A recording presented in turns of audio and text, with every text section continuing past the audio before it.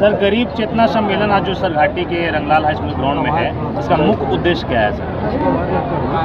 हम मुख्य उद्देश्य को समझा दिया है, लेकिन आप फिर पूछते हैं तो हम यही कहना चाहते हैं कि हमारा समाज जो हिंदुस्तानी अवाम मोर्चा सेकुलर से संबंधित है वो गरीब लोग हैं, चाहे जिस समाज का हो। उस गरीब में राजनीतिक चेतना नहीं है, और राजनीतिक चेतना जब तक नहीं आएगी तब तक वो विकास नहीं करेगा। अंबेडकर साहब का सूत्र है कि राजनीति चाबी है और विकास ताला है। तो इसीलिए हम अपने समाज के लोगों को चेतना फैलाते हैं चेतना रैली के नाम पर। एक बात। दूसरी बात ये भी कहना चाहते हैं कि अंबेडकर साहब ने ही कहा था कि पढ़ाई ही हमारा विकास का एक मानदंड है। हम जितना पढ़ेंगे हम विकसित होंगे, सब अधिकार और कर्तव्य को लेंगे, और इसके लिए हमारी पढ़ाई की व्यवस्था सरकार को करनी चाहिए, जिसमें कॉमन स्कूलिंग सिस्टम होनी चाहिए। आज कॉमन स्कूलिंग सिस्टम नहीं है। यही कारण है कि आज जनरल 80% साक्षरता है, शेड्यूल कास्ट का 38% साक्षरता दर है, लेकिन मुसहर समाज का 7% साक्षरता दर है। कितना पीछे है। इसलिए हम उनको चेतना देने आए हैं कि तुम भी पढ़ो लिखो, और शेरनी का दूध होता है ऐसे शिक्षा, जो पिएगा वो दहाड़ेगा। तो जो पिया है वो दहाड़ रहा है, लेकिन हमारा समाज तो पिया ही नहीं है। 7% इसकी साक्षरता दर है। इसलिए इनको चेतना देने आए हैं कि आप लोग भी पढ़िए, आप भी शेरनी का दूध पीजिए, ताकि आप दहाड़िएगा तो आपको राजनीतिक, सामाजिक, आर्थिक सारा लाभ आपको मिलेगा। यही चेतना रैली का वक्फ बिल पर क्या स्टैंड है सर आपका?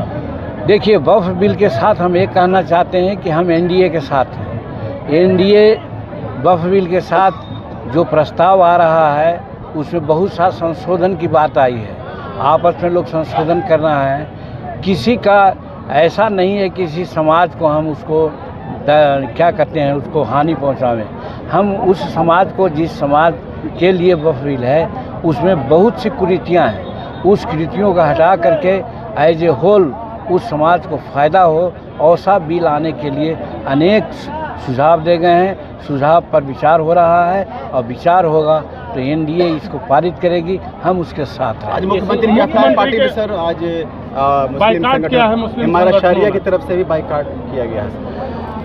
देखिए, हिमायती शरिया का लोग हैं चाहे अन्य लोग हैं, वो बाइकाट कर सकते हैं। उनका धार्मिक अपना काम है, आज़ादी है, बात कर सकते हैं। लेकिन राष्ट्र हित में जो बात होगी, जो सरकार राष्ट्र हित की बात करता है, यहाँ पर सब कोई है। आज 14 बरस से 11 बरस से भारत में आज राज किसका है? भाजपा का है। एगो कहीं पर किसी प्रकार का कोई देखें कॉमनल राइट हुआ है?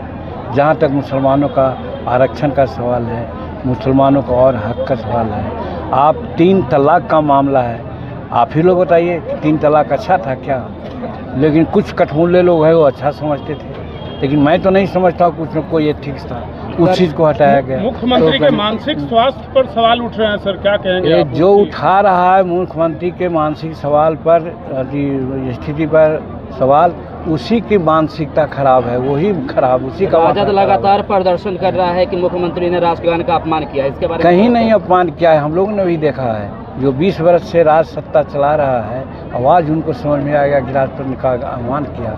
जो 19 वर्ष तक नहीं अपमान किया, वो 20वां वर्ष में अपमान करेंगे। आप सोच सकते हैं, वही अपमान की बात करते हैं। एकदम राष्ट्र के गान के प्रति उनका सम्मान हम लोगों ने देखा है। इस सम्मेलन के माध्यम से कितनी सीट आप ले रहे हैं सर, मांग कर रहे हैं? देखिए, हम बार बार कह रहे हैं सीट जितना भी मिले, लेकिन हम असेंबली में 20 सीट चाहते हैं कि 20 सीट चुनाव में हम लोग ले आवें। तो जितनी बातें, चाहे भूमि का सवाल हो, एजुकेशन का सवाल हो, बंदोबस्ती का सवाल हो, शेड्यूल कास्ट एट्रोसिटी एक्ट का सवाल हो, या और भी सवालात हो, सबको हम 20 एमएलए मिल करके पूरा करा देंगे, जिससे हमारे गरीब लोगों को फ़ायदा होगा। इसलिए हम 20 सीट की मांग कर रहे हैं। जीतने के लिए 40 सीट भी हो सकता है, 35 सीट भी हो सकता है। मंत्रिमंडल आपके पास है, तो मंडलीय क्षेत्र से अक्सर आपका लोग विजय का माला पहनाते हैं। तो सरघाटी अनुमंडल क्षेत्र में सर लोगों का मांग है कि एमएसएमई जरूर करेंगे। आप जानते हैं कि समस्त बिहार में टेक्नोलॉजी सेंटर नहीं था। समस्त भारत में 18 टेक्नोलॉजी सेंटर था, बिहार में नहीं था। और हमने गया में एक टेक्नोलॉजी सेंटर की स्वीकृति दिला दी है। अप्रैल महीना या जून महीना में उसका उद्घाटन कराएंगे। तो उसी प्रकार से टेक्नोलॉजी के बाद टेक्नोलॉजी एक्सटेंशन सेंटर होता है। और जैसा मैंने कहा कि शेरघाटी एक ज़िला का दर्जा कमांड करता है। यहाँ पर MSME का अगर टेक्नोलॉजी सेंटर नहीं तो एक्सटेंशन सेंटर ज़रूर बनवाएंगे ताकि लोगों को ट्रेनिंग मिले, जॉब मिले। सर शेरघाटी को